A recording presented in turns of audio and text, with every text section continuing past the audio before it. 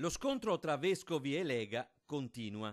In principio furono i vescovi di Treviso e Vittorio Veneto a ribadire con un editoriale sui settimanali diocesani che l'accoglienza è un dovere cristiano e che sul tema esistono troppa disorganizzazione e strumentalizzazioni politiche.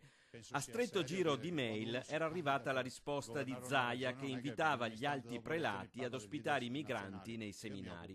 Questa volta però a scendere in campo è il segretario generale della CEI, Nunzio Galantino, intervistato dalla Radio Vaticana. Noi qui sentiamo parlare di insopportabilità del numero di accoglienti o di richiedenti asilo da noi.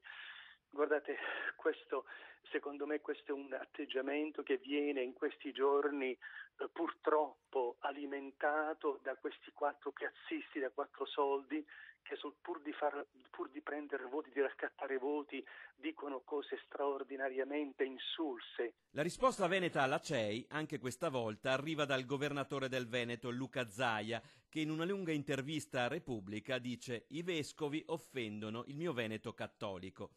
Concetto ribadito a chiare lettere anche questa mattina tra le macerie della Riviera del Brenta, dove sono ancora molti i veneti senza tetto. I piazzisti da quattro soldi sono quelli che sono stati eletti del 50% dei veneti, che corrispondono sostanzialmente a tutti i fedeli, per cui offendere noi è come offendere i veneti.